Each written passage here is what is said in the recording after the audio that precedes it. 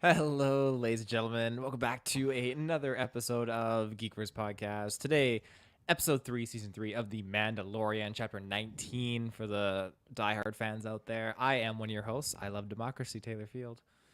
And I am the mud scuffer, Kirklin Patzer. Yes. So before we get into our non-spoilers and spoilers thoughts, a couple of plugs. You can find us with your internet connection. In the search bar, GeekVerse.ca is our home base. GeekVerseCast, our Twitter. GeekVerse is our Facebook.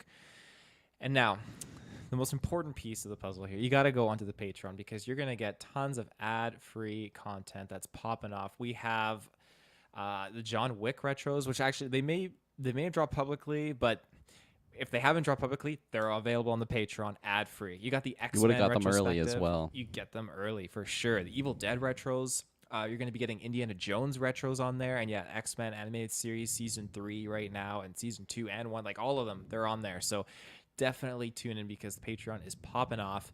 Those of you who are already on the Patreon, you know who you are. You legendary saints, Aaron Braden, April of Darkness, Joshua Wright, Jack Grant. You are like the holy quadruple people right now. Like, thank you. You guys get all that content. It's legendary. You deserve it. Thank you so much. There are other Patreons as well. You didn't specify that they are our Patreon yes, there producers are at the other highest ones. tier. I was told to say these 4 here, so yeah. Shouts out to the only people supporting us: Aaron Braden, April Darkness, yeah, the only Joshua White, people, Jack Grant. our only listeners. No, Appreciate all the support. Oh yeah, absolutely. You guys, again, we joke, but you guys help us keep our lights on because if you guys go away, this is what happens. Oh no, what happened? You're gone. Oh no, Oh, you're gone. back. Oh, look at that. The lights are on. Thank you. We need more to come back to get my lights back on. Yeah, your lights they're off. Yeah, we need more listeners. But yeah, other than that, I mean, what else do we got popping off? We got Shazam 2 that's going to be reviewed by myself and Travis later this week. We did 65. Only 2 people in all of Kelowna seeing that movie. Yeah, legit. Then yeah, we have 65 that we reviewed. Then we also reviewed what was the other movie? Why am I forgetting the other movie? Scream. Scream 6. Thank you. Yes, so we did Scream 6. We did You, Season 4, Part 2 as well. So yes. We got lots of stuff. And then you and me, we got Dungeons and Dragons that's creeping around the corner. Yeah, Can't wait for that. I'm excited for that. Yeah, lots and lots of good stuff just creeping around the corner. But again, just keep tuning into our social media feeds for all the updates, information, all that stuff. And yeah, I think unless there's anything else you have. I don't think so. I think you covered it all. Cool. Let's jump in. Side quest every Monday. I was on an episode. Thank you, Dylan, for guesting me on your episode of Side Quest this week. That's Definitely right. Check that out. It's a good episode. Mario Kart, Resident Evil, Xbox delays, some good Hell stuff. yeah. So Yeah, there's some fun gaming news on my end that came out this week, and I'm going to be talking about that on Side Quest next week with Dylan. So that's going to be lots of fun. So make sure to check out those feeds. Definitely do. All right. So without further ado, shall we? Let's do it. So Kirklin, tell me your non-spoilers thoughts. My non-spoilers thoughts for Chapter 19. I think this is a really good episode. But like throughout the episode, I kept thinking, is this a good Mandalorian episode? And I don't know if if it is or not. I'm excited to talk about all that jazz with you when we get into the spoiler section. But overall, I think this is like a well-made episode. I think everything looks really good. The locations that we go to look really good. The opening for this episode had me super hyped, and then after that, it kind of like veered in a direction I wasn't expecting. And we were there for a little while, and that's where I was kind of like, I don't know, like taken a little bit aback, but then they were like tricking me by like giving me some good content in there. So I ended up liking it overall, but I think, I mean, maybe a minor spoiler. I feel like I prefer the episodes that are really just all about Mando for the Mandalorian show, and that's not to say that the other episodes that maybe don't have him as the main focus for the entire episode aren't good or anything, but I think just personally I prefer those a lot. Mando's quite a badass, and I like to see him on screen, especially with that badass armor that he's got. So, but overall, I still think this is some good content. I definitely was confused at portions. That's why I was kind of hinting to Taylor before the cast. I got questions for him. But overall, I think I really enjoyed the end result too of what happened in this episode. So I'm excited for next week. And yeah, I'm overall, I'm digging where we're at right now in season 3. Mm-hmm. Yeah, I agree. This episode, from the moment it started, like it really caught me off guard. And I feel like, okay, this is great though, because we've wrapped up some storylines and we've started some new ones that I really wanted to get into, and we've picked up on other storylines that have kind of been on the sidelines for the past couple seasons. So getting into where we're at now has just been an absolute delight. It was high octane right out of the gate, and then it just transitioned into just a really cool, like, people are memeing about it, but like Andor Mandalorian is what they're calling it. And That's so funny. I love that. I think there's a great dose of Star Wars world building that unfolds in this episode that I didn't know I needed in the Mandalorians, like, Hmm. small, like, little bubble of a world that he's got going on, but it just it fit so well. And it just has me so amped to see where we're going to go, because I think that there's so many things that unraveled here. And I mean, there's one thing in particular. I'm glad Travis isn't here because he would mock me, but I immediately was like, oh, That's why he's not here. We yeah. banished him. Yeah. Had to make sure he wouldn't be on. But yeah, I think this is easily my favorite episode of the season so Ooh. far, just with everything that we've gotten. And yeah, just development with some of our characters. Really, really good stuff so far. And yeah.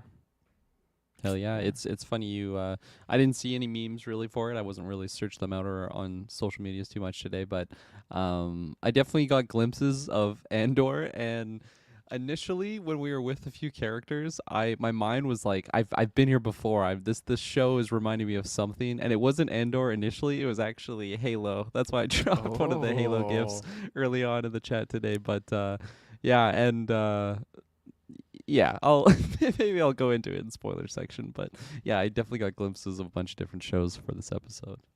Overall, Mm-hmm. though, it was good, and Travis said that as well. Overall, it was a good episode for him.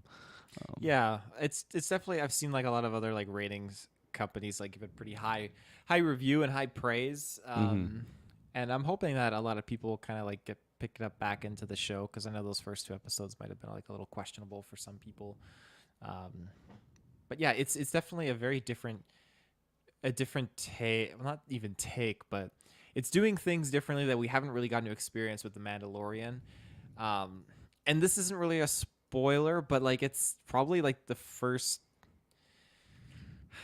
Mandalorian episode that's really not Mandalorian centric. I'm trying to remember, and that's not really a spoiler, but it's. I feel like there must have been another one in like season I two want or to say there something. is, but it might be like I'm getting it confused, like maybe Book of Boba Fett or something like that. But Yeah, I they gotta do a blend together at rewatch. this point. Yeah, they really do. But yeah, I think that's all I got on non spoilers. So if you're All ready, right. I'm ready to get into it. Yeah, we'll take our first ad break and then jump back for some spoilers. Blah, blah, blah. We'll be right back. Yeah, we're back. Taylor, take us away. Oh man, I love a good spaceship battle. I really do. And so, Yes, that oh, opening was, my oh, gosh, that balls to the walls. That's what I was saying. I was totally like pumped, and all the I really feel for the most part all the CGI on like the ships. It looked really really good. I really like mm, that backdrop recently in Star Wars where it's like like the rocky cliffs with like the green. I feel like we had some of that in Andor as well. So it just really really cool backdrop for a really badass spaceship battle. And yeah, I was really really digging it. I knew you were digging it mm, while I was watching. I'm like, man, I'm enjoying this. I know Taylor's just having a ball oh. with what these scenes are. Yeah, like I stayed up till midnight, so I was getting a little drowsy. But then when I saw these ships blasting, I was like, oh, and I'm back up and like Yeah. awake, high octane. Cause yeah, like when you just they're all inside the gauntlet fighter, Bo-Katan's gauntlet fighter, and then you start hearing like the pings sound off, and then Mando hops on the rear gun. These ships always have a rear gun you can get onto, which is great. Always. But yeah, it was just so fantastic when she's flying around and just you see the squadron of TIE fighters, and their plan is to, okay, we're gonna fly over my castle, and you're gonna like jump out and sneak into your Naboo starfighter. And like this felt so video gamey, like you got a It timer for really a did. mission. Oh. Very Halo like. I was getting vibes from that, like a co-op mission. Especially Mm-hmm. like they had the armor on and everything. It's like just a couple of Spartans. Yeah, absolutely. It was just when he got into his N1, and he was just like taking on these TIE interceptors. First of all, the TIE interceptors, it was really great to see a squadron of TIE interceptors because we don't Oh get to yeah. see them enough. It's always just the TIE fighter. But yeah, just going to town against them, and then you have the Gauntlet fighter doing its cool stuff. And this is cool because I was looking at the Easter eggs, and it's very much like a what was it? Batman 89 homage when the ship Oh Gauntlet yeah. goes up and there's like the moon and then it like comes back down. Very much a Batman thing. But yeah, it was just incredible because he's firing the proton torpedoes and what was the other thing that occurred? Yeah, they blew up her castle, which was very sad. And That's where then she dropped the line. You mud scuffers. you mud scuffers, exactly. And then you get like she goes to town and she just like starts popping off on these bombers. And this there's a meme video. I don't know if you've ever seen it, but it's like if Force Awakens was done by George Lucas. And there's it's the original trailer for Force Awakens, and there's the end scene of it where the Millennium Falcon's flying and the two TIE fighters fly towards it. Mm. Um, and in the sense, if this was done by George Lucas, it's the same scene, and the Millennium Falcon is flying, and an editor put 10,000 TIE fighters all flying in. And so in this scene, it makes me think of that. George Seeing all Lucas got his hands on it. exactly. You see all the pings. You look up and you see like it's a whole fleet of TIE interceptors.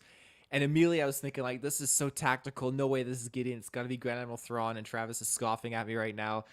I'm sure it's not Thrawn, but I just felt like it was the Thrawn thing to do.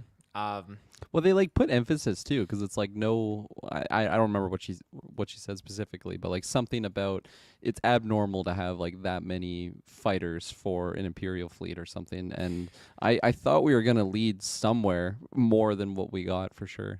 So you're not alone. I wasn't thinking Thrawn, but I'm also not familiar with Thrawn. I was just thinking, big bad coming. Big bad, yeah. Well, that's an important thing to note because TIE bombers and like a fleet of TIE interceptors like this, like that, it was a fleet.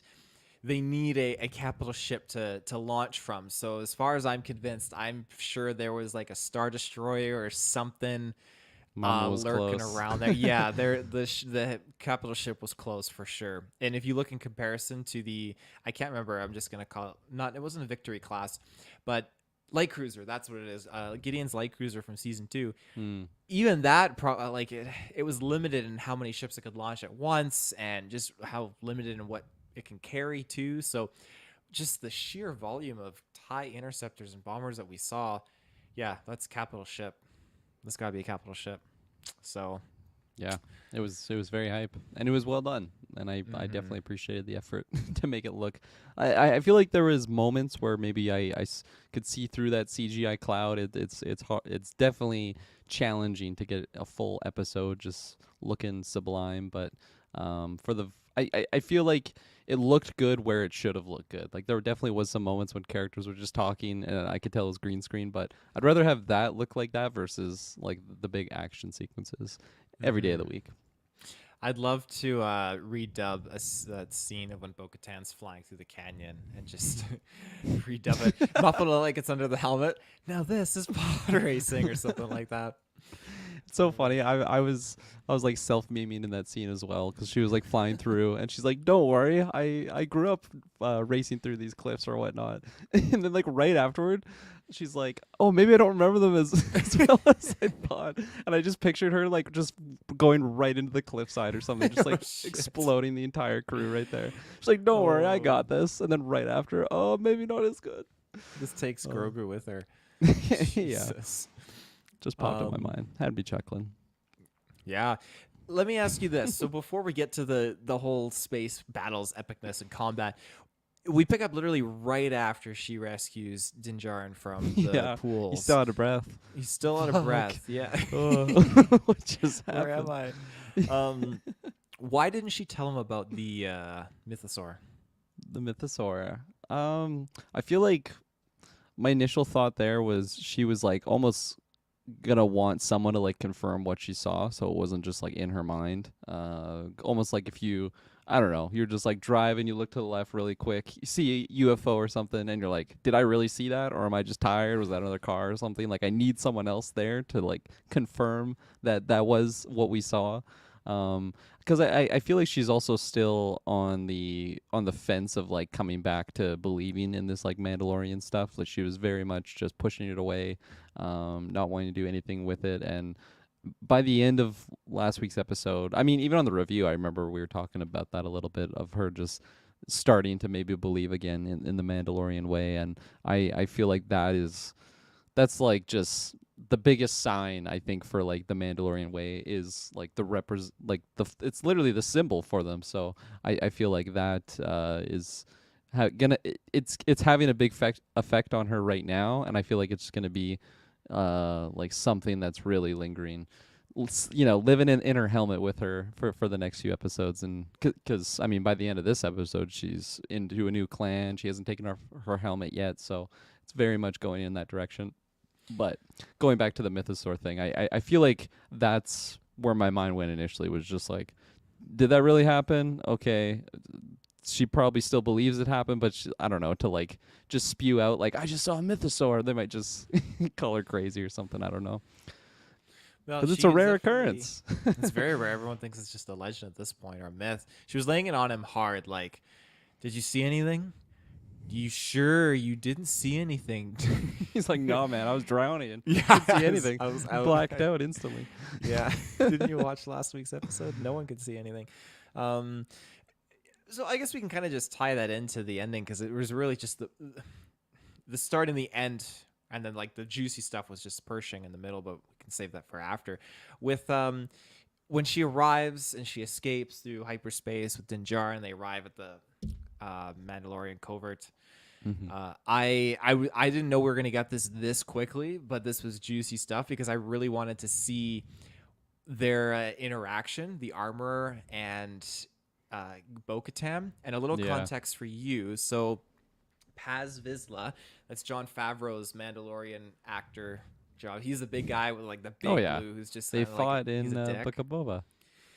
Yes, they Yeah. did fight in Book of Boba. Yeah, so he is, as far as my knowledge goes, Pre Vizsla's like descendant, and Pre Vizsla was the guy that basically led Death Watch in the Clone Wars.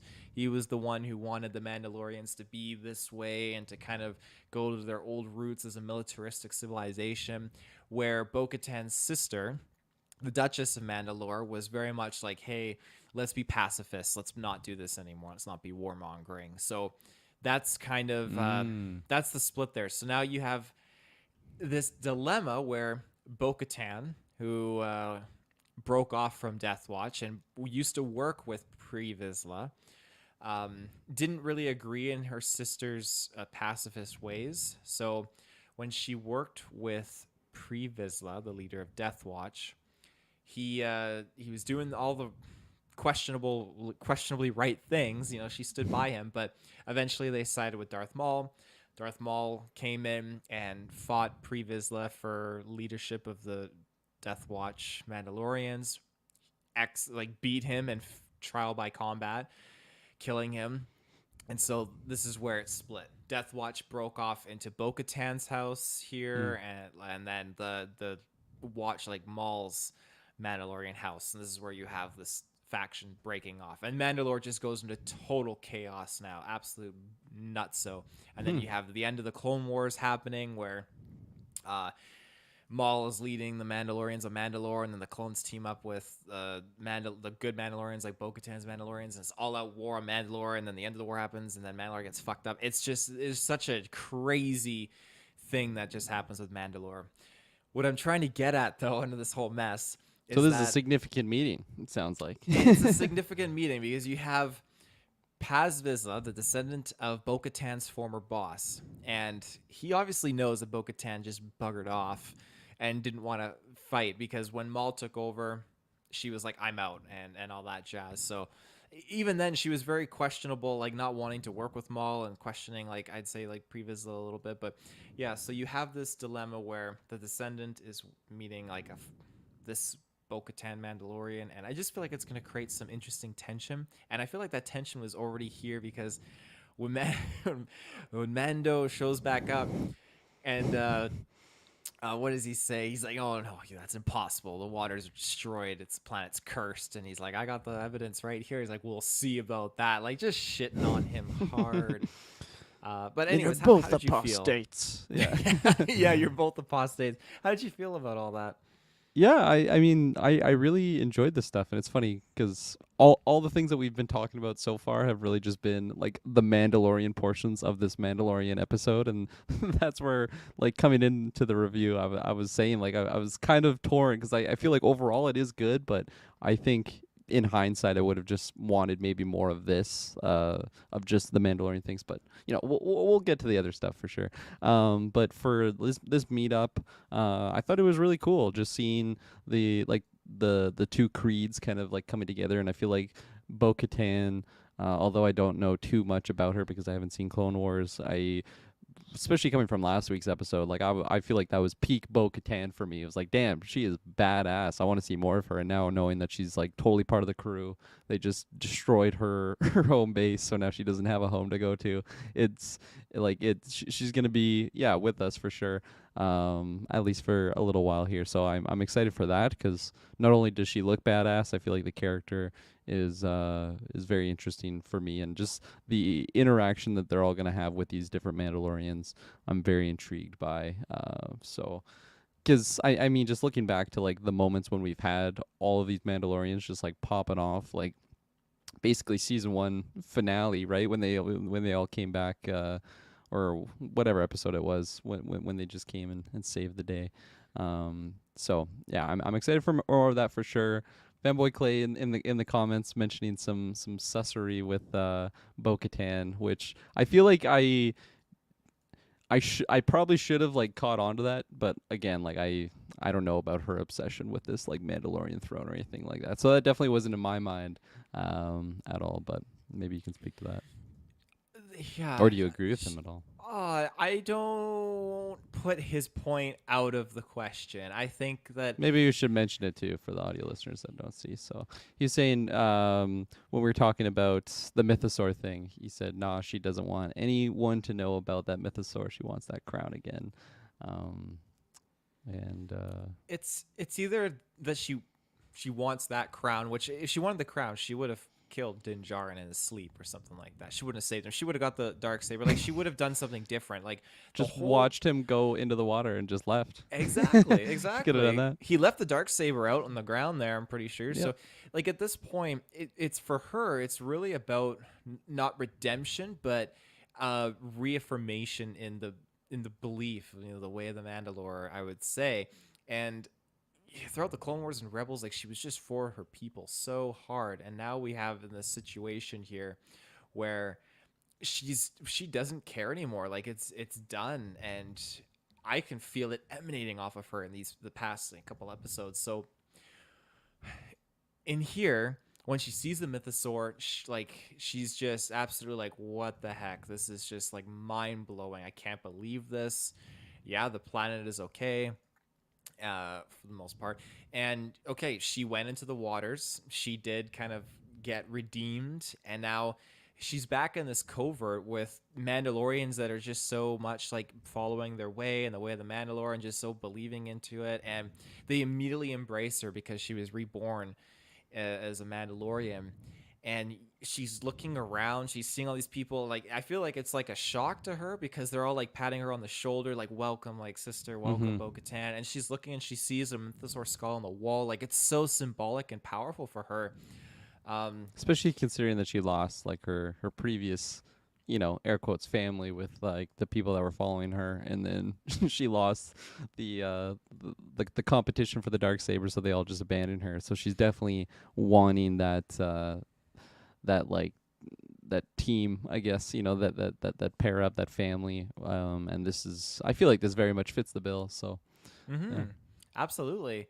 And I'd love to see them build off of that. Now, I'm worried because maybe they kind of play it in like a play in that dark way where she just kind of like betrays their trust or something like that. Is she never going to take her helmet off again? Well, I mean, you got Katie Sackhoff here, the actress, the Bo-Katan. Like, I'm pretty sure she's going to take her helmet off. But there's an interesting line here with how devoted Din Djarin is to the way of the Mandalore, and it'll be interesting to see how tested this will be in the future, if he's going to pull his helmet off again or what's going to go down. Like there's rumors, because it's definitely not by any means confirmation, and I don't really understand the grounds based on this because I have to do more research into it.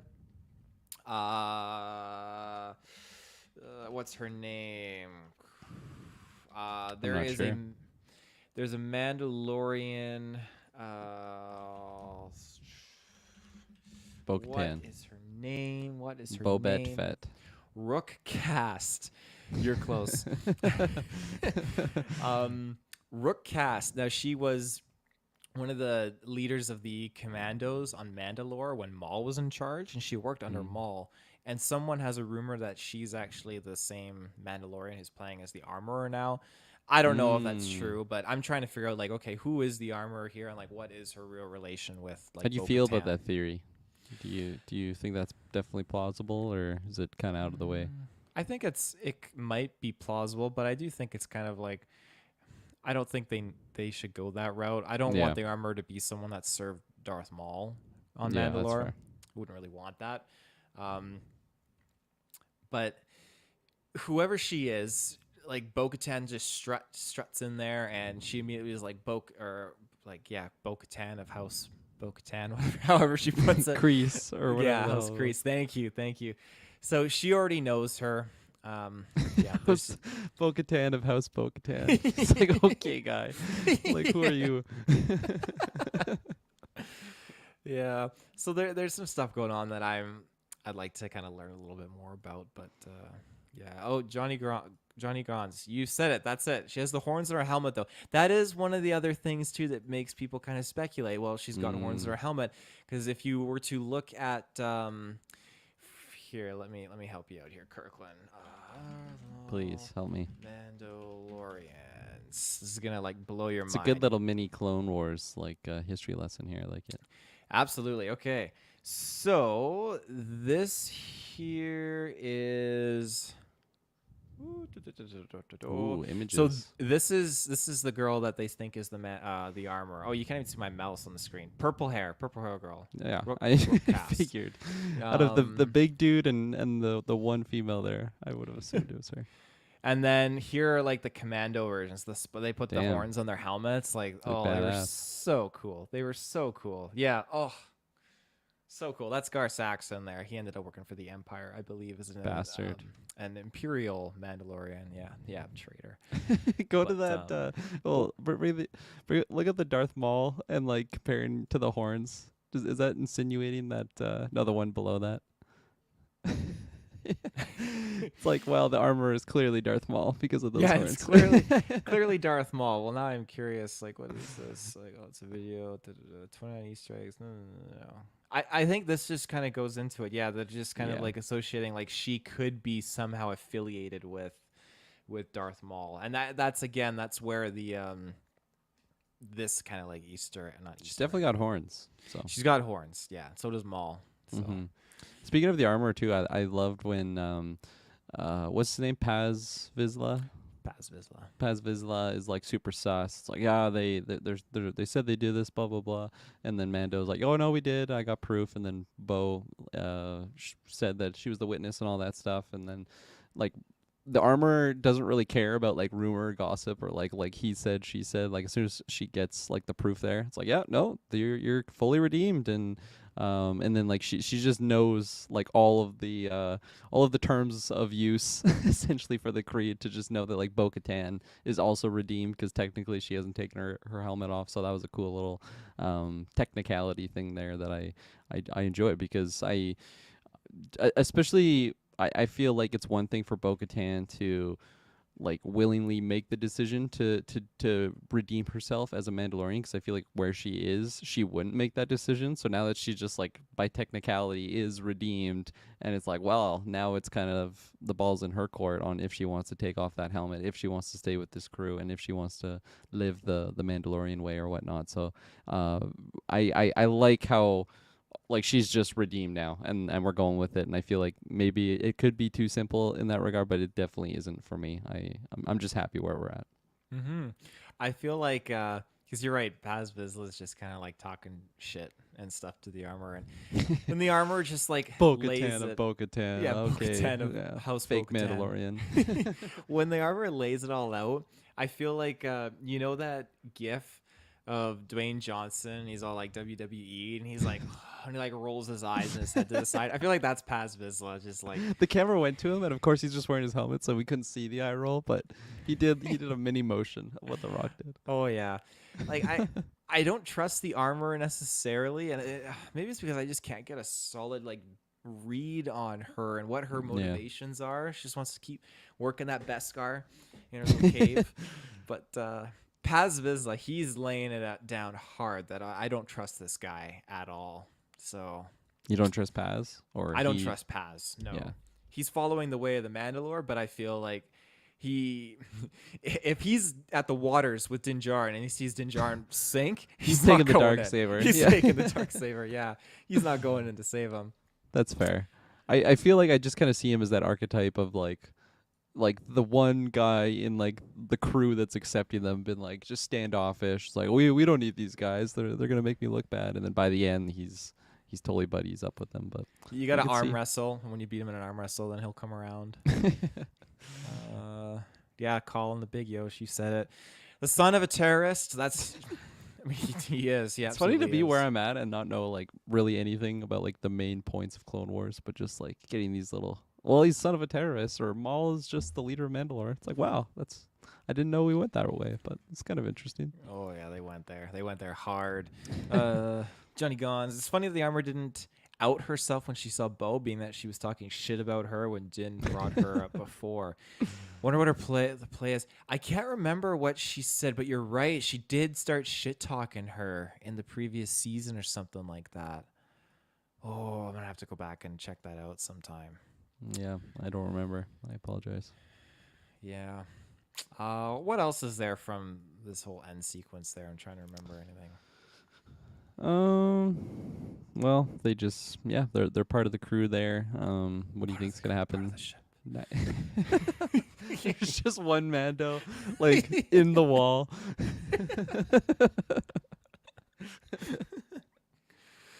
Oh, Leave. Get out. yeah, don't stay here.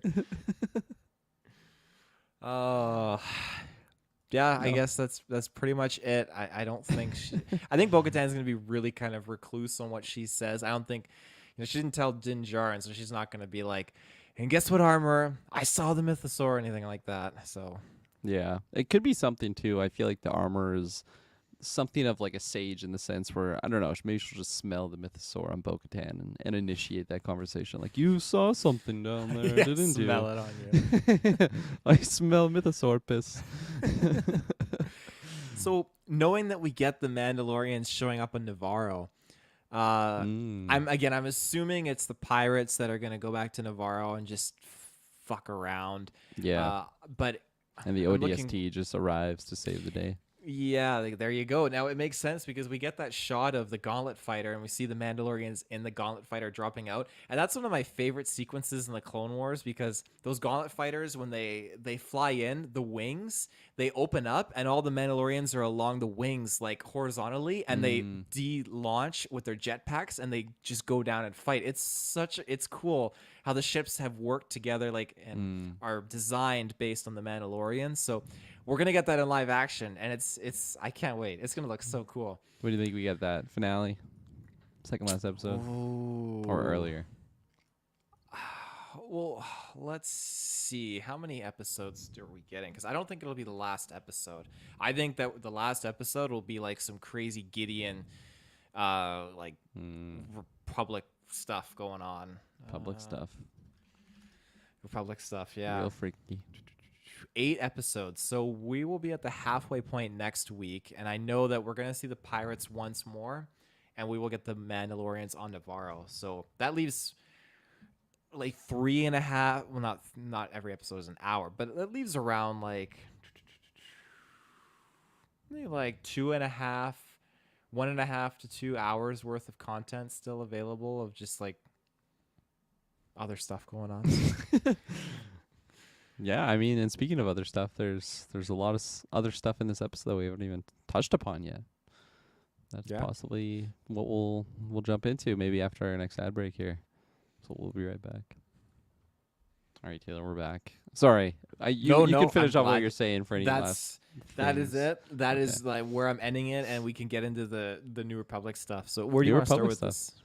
Yeah. Yes, well, like this is where I just feel like I was shocked about, like, we had this awesome epic space battle scene.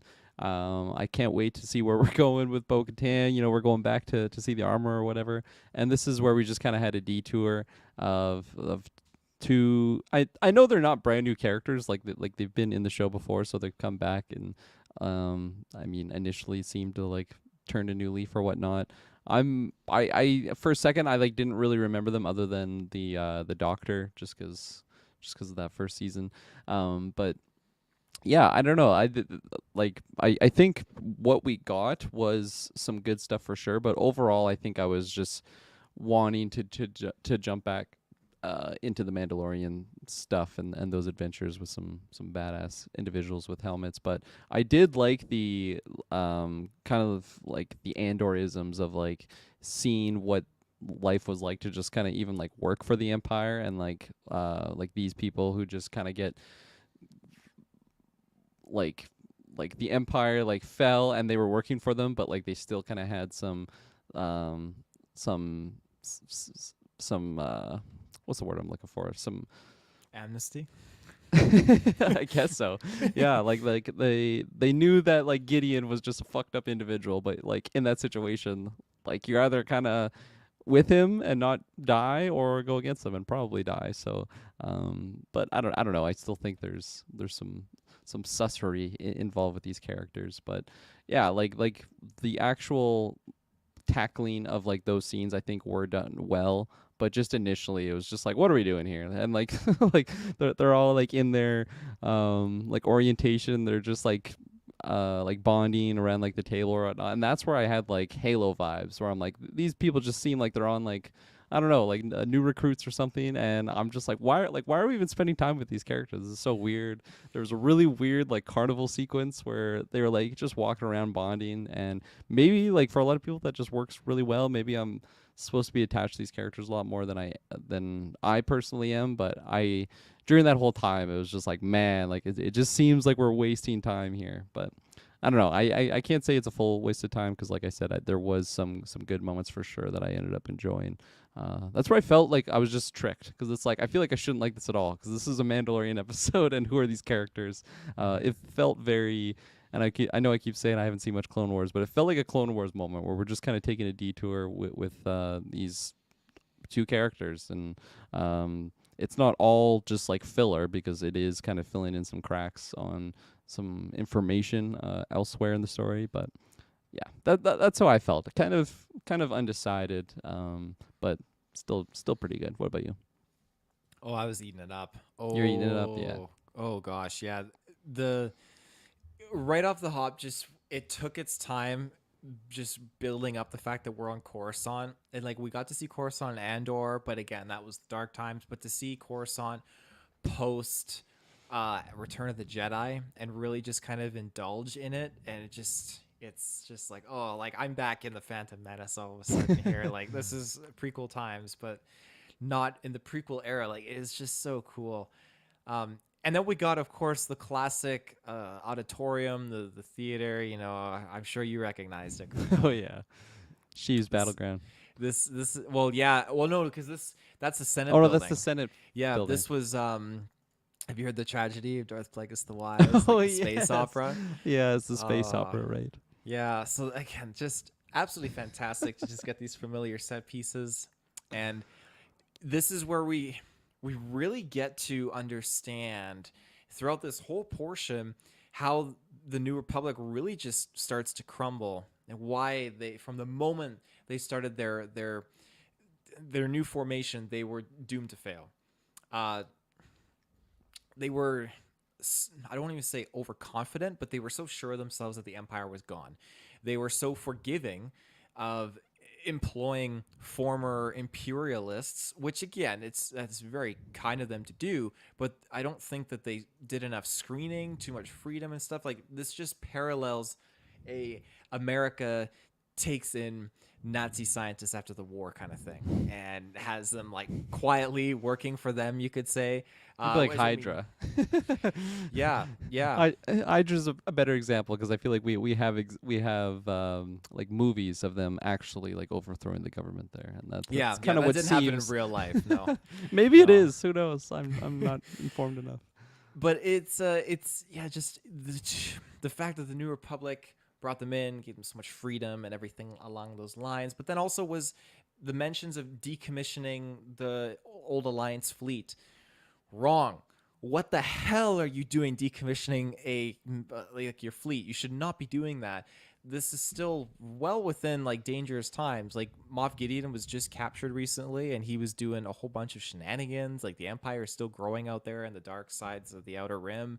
Um, it's just it's, all these different things set up for failure by the New Republic, and it's interesting because when you have the sequel trilogy and what they established with the New Republic just getting fucking annihilated in the first hour of Force Awakens, this show's doing a good job at picking up the pieces. Call me Yosh. You're lying. You're You're lying. lying. The New Republic was a hero. um, so when you also throw into the mix that I don't know, I'm getting like down the rabbit hole here. Keep going. Throw into the mix the fact that New Republic was decommissioning their ships, and you have something that it was from the Last Jedi with what was it? DJ, I think was his name, the slicer. Oh yes. He or JD maybe he was talking about like just don't join the cause. And when he says that, he's referring to like the fact that the Empire and the Rebellion or the Resistance, the First Order, they all get their stuff from the same guy at the end of the day. Like the same weapons dealers are selling to both sides. And there's a scene here where Pershing comes out of the auditorium, and this rich guy's like, "Oh, I almost got drafted, but you know, a little bit of my money went a long way," kind of a thing, and he got out of it. And I think, okay, that's a perfect reflection of that because these rich Coruscant people, whether you're the clones or the droids, you're the Empire or the Rebellion, it doesn't matter because the rich just get to stay rich. They profit off of selling to both sides, and yeah, like you're fighting in a war it's doesn't matter. That's why you have iconic people like Akbar and Leia that stand out from all that.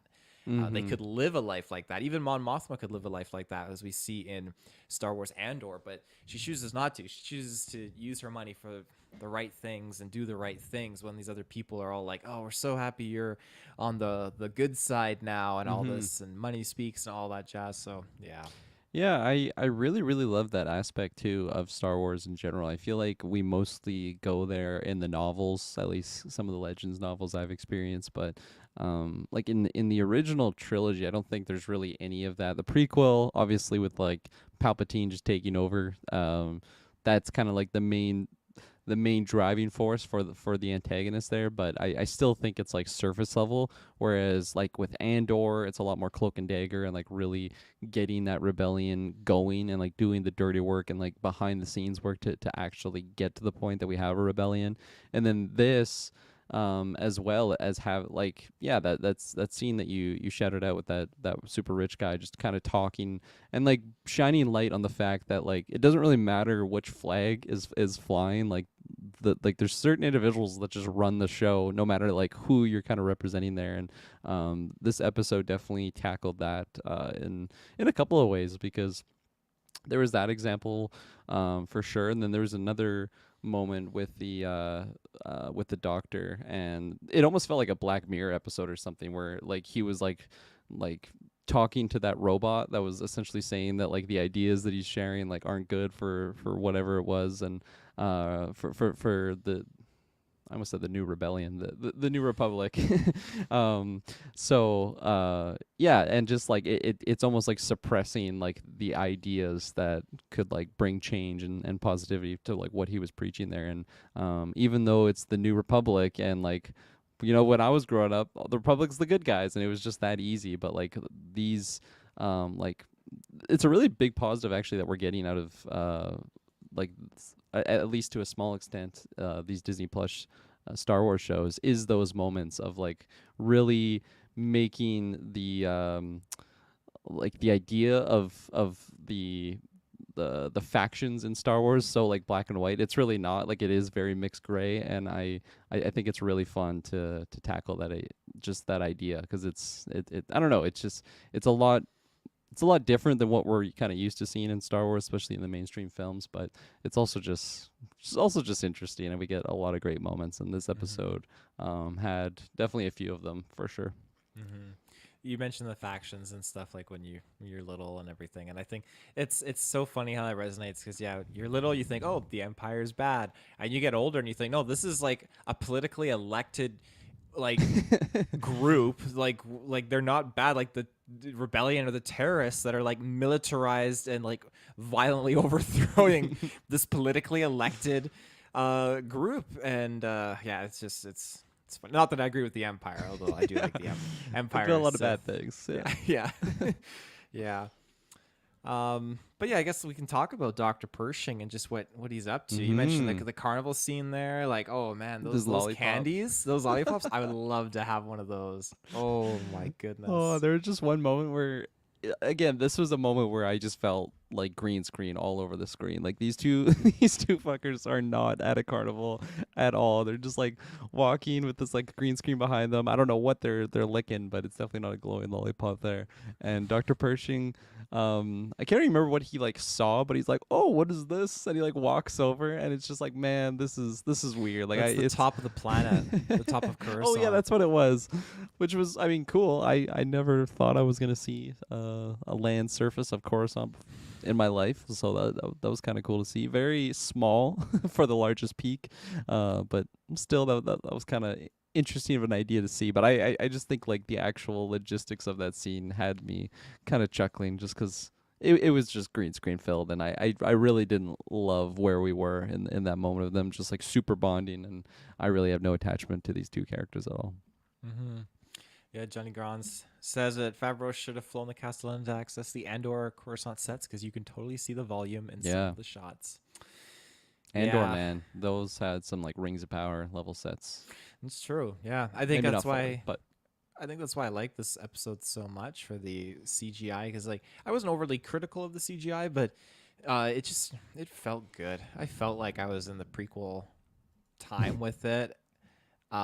Maybe it's like maybe I'm being really biased and it's just the nostalgia overrode everything in my consciousness when I came to it. But anyways, I'm on the opposite because I'm really into what Pershing is doing here. I wasn't really driving with this whole like friendship thing at first, but then like you slowly start to get the sense like, okay, what is this former Imperial communications officer working for Gideon's motive? What is her goal? And she's clearly got expertise getting out of the city, the scrapyard, I guess you could say, where they're gonna get the supplies. I like that, and I liked that Pershing. It was just this repetitiveness of like, oh, are you having any thoughts of hatred towards the New Republic? It wouldn't take long for me to get thoughts of hatred towards the New Republic if I got to go through this bullshit programming every like 2 days or something like that. Just horrendous. So that's where it felt very Black Mirror, like, because it's just like testing like your psyche in those moments. Absolutely, yeah, and it's your resolve, and it's a weird type of conditioning. Like they say, they use the notion of the Empire conditioning, like whether it's with mind flayers or whatnot. But a lot of people in the Empire, like they believed in what they were doing, and why shouldn't they? Because it's a duly elected political group that did propaganda and everything like that, but this regime was running the galaxy for well over 20 years, and people grew up in this. Not many people were still around when they remember the times of the Republic, and even the Republic was super corrupt. You know this. I just got through Star Wars, the Darth Plagueis book. Oh yeah, and the politicians in that are so corrupt. I know it's not canon, but it doesn't. Canon or not, the politicians in Star Wars, it still applies. The fact that they're greasy as shit. It's so greasy. Oh, yeah. So Don't tell me what's canon, what's not canon. That's my head canon. That's your headcanon, yeah. So when we get into this situation now where these people are brought up and they believe in the Empire, like, and the New Republic is just like, yeah, we're just gonna, you know, we're gonna put clouds in front of you and rainbows and just try and make you feel peaceful and zen and not like the Empire anymore. It's just it's such a weird form of Pershing was calling it like, hey, this is a mind flare. This is a mind flare. He's like, no, no, it's not. And I should remember what the freaking species is. Why can't I remember it? Oh, I you don't go. remember, You so, go while yeah. I think. That I've said it in the past. I always prefer when they go like natural prosthetic on like the alien races. It's just very Star Wars to me. This one looked great for sure, but the Mon Calamari. Revoke There my you go. card. Calling the big Yosh with the save. I don't know what it was. It just seemed like the voice actor for that alien just it didn't fit for me personally. And maybe it's like it's not far off from other Mon Calamaris that I've seen in the past, but I don't know. Just in those moments, it just seemed like this is just a regular Joe. Like this isn't even like voice actor guy. This is just regular Joe that just picked up the mic and dropped some lines. Mm-hmm. Maybe I'm being too harsh. Did you Yeah, feel similar with the voice? there's something off. He was no Akbar. He was no Radis. There's definitely something a little bit off. I'm just happy to see all the different aliens and yeah, the Mon Calamari. Thank you, Colin Big Yosh. It's Johnny Guns. He said it's a trap. It's a Uh, trap. it's a trap. It's like doesn't hit the same as Akbar. No, but yeah, I like that whole comparison. Like this is a mind flare. It's a mind flare. And that like reconditioning. But again, like I was alluding to earlier, where we have what you think is this just happy, friendly new friendship, which I wasn't a fan of. We start to see the motives transition. She's using him. Maybe is she using him to try and get the technology, or like get the some of like ingredients for what he needs to do this cloning thing. No, that's not the case. We learn, okay, she's actually just working for the New Republic to kind of like, I guess, lure people and kind of push them back into it so that they can like screen them. But in this case, it's really wild because I think that she was testing him like, hey, I can use my cloning research for good for the New Republic. And it's one of those situations like, hey, if Gideon can't have it, nobody can have it. And we're just going to just nuke your brain so it's mush so that you can't use this for the good of the New Republic. But again, it's the New Republic just like it's ignoring the fact you can't hide the problem. The problem being like, hey, you're trying to offer these former Imperials amnesty and trying to let them have a chance to rebound, but you're turning a blind eye on it. This guy was trying to do something here with the cloning again that he was privy to and a big important focus in the Empire. And what do? You wipe his mind. You're totally just like you're glazing over this and thinking that you've won the war, and that's such a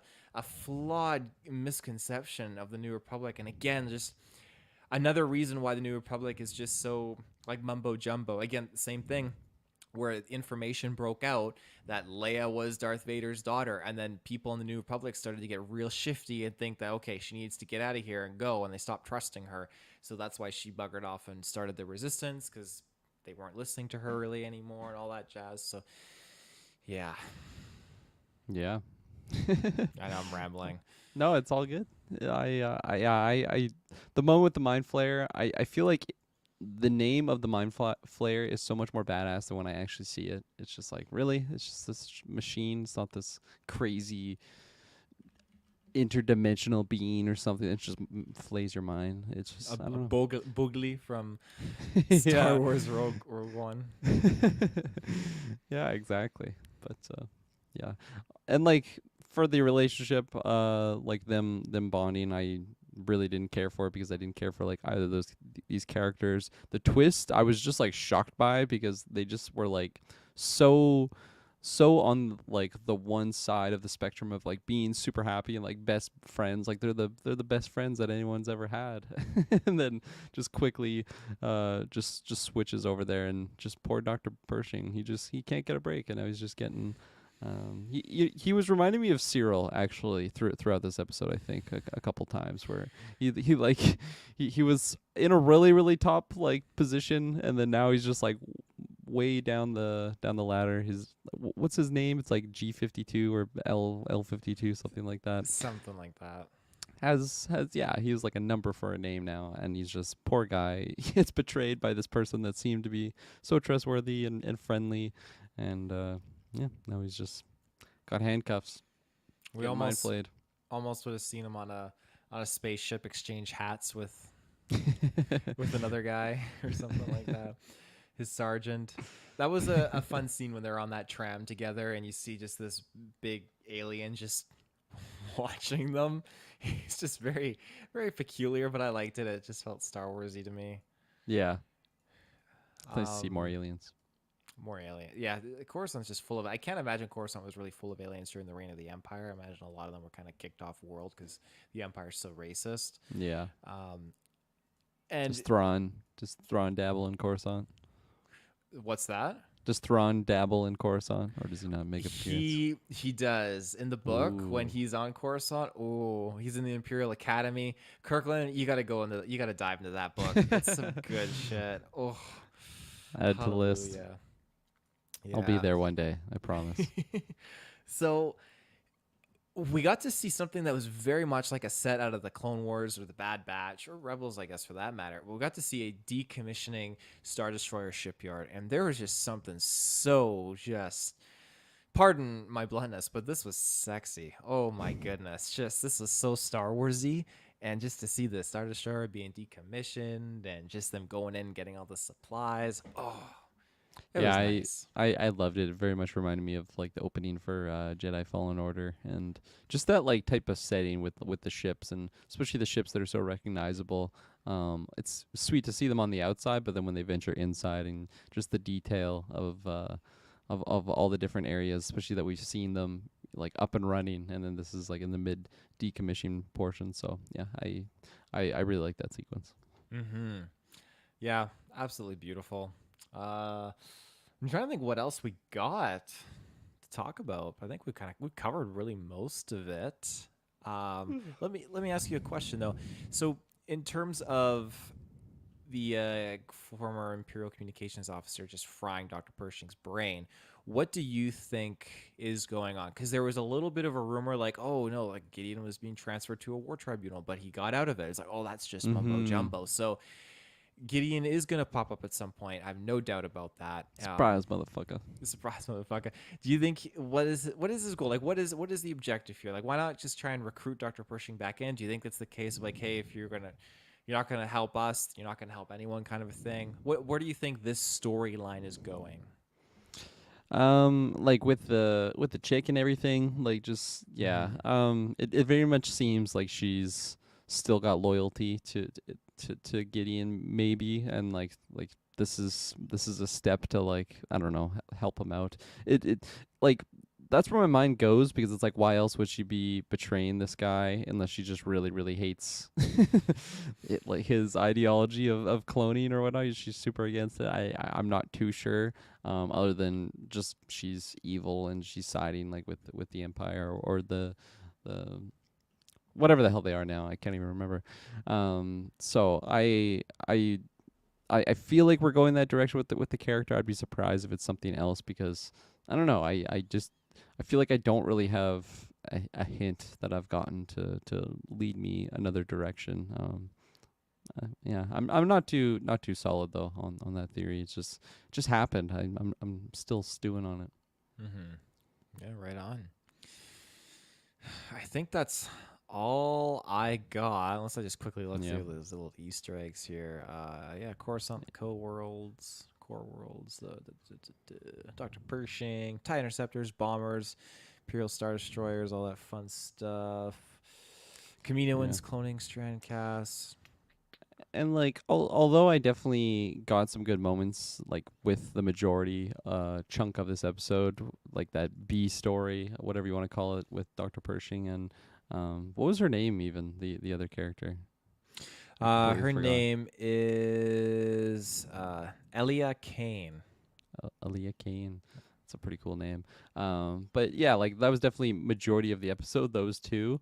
But I mean, like we discussed so much longer on like the shorter Mandalorian section, just because I have a lot more interest in that personally, and I just feel like maybe there's more to discuss there than these other two, and I don't know, maybe they'll really surprise me, and I'll really get attached to this storyline here, especially if we're leading to like a big antagonist, other one that we've seen before or a new one.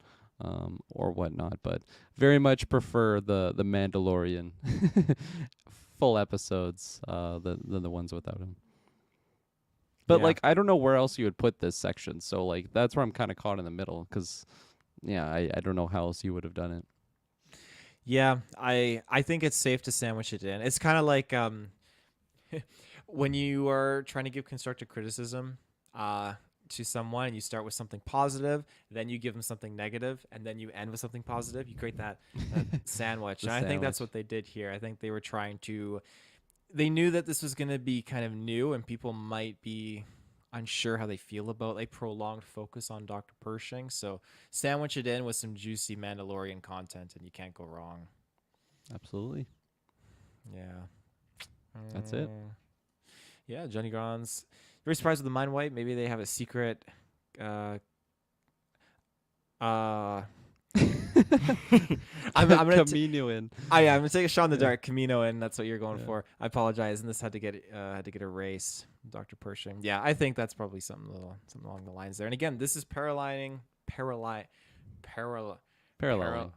Thank you. The Bad Batch, where there's a lot going on with the cloning stuff. A little bit of context to you, Kirklin. This is my last ramble, I swear. No, go. There is a Wayland factory that is from Legends where Palpatine set it up. It was a cloning facility, and it's from the Thrawn era, like books, where the Empire falls and Thrawn starts rallying up the remnants of the Empire. He finds a clone Jedi Master Kaboth, and this Jedi was initially sent out on a mission to go to the outer reaches of the galaxy, beyond, but he didn't make it. So they ended up cloning him. And Jedi clones or Force user clones they're not stable. They're very much unstable. But Thrawn used him as an ally, and his goal was to again just destroy the Republic and activate the cloning facilities. Could have started another clone war basically. And while Master Kaboth's plan was to get Leia's twins or her kids basically, and train them as his apprentices. But he was definitely a dark side. Like he was not all there. He was not stable. So you have the Bad Batch diving into this a little bit with the Wayland facility and the cloning again. They're really slapping it on hard. And now we have this where there's the cloning and the strand casting going on in the Mandalorian. So they're building to something. And this is where Thrawn comes in. If we get a Jedi Master Kaboth coming in, this clone, that'd be super cool to see. They clone Luke Skywalker with his severed hand. And there's like a dark, evil clone Luke that's facing off against like good Luke. So there's definitely some really good stuff that they can pull from that I would really enjoy seeing on screen. But we'll have to wait and see what comes our way. So Absolutely. And we'll be there to report on it. yeah. Oh, there we go. Thrawn with a clone of Kylo Ren. You never know. I mean, you never know. Unfortunately, You never know. Ben Solo's an only child because there were 3 Solo children. There's like I think like Jason and Jaina, and then there's Anakin Solo, their youngest, and he died to save Chewbacca and Legends and all that stuff. It's a whole. I think he died to save Chewbacca, or is vice versa. Pour one out. Yeah. Anyways, I'm done rambling. I've taken your time long enough. No, it's perfect. I like it. Yeah. So, Johnny Grunts, there you go. Those long neck bastards. Yeah. All right. Well, long neck bastard. those long neck bastards. There you go. We'll be back next week with more Mandalorian stuff. So, thank you for tuning in. May the force be with you. Always.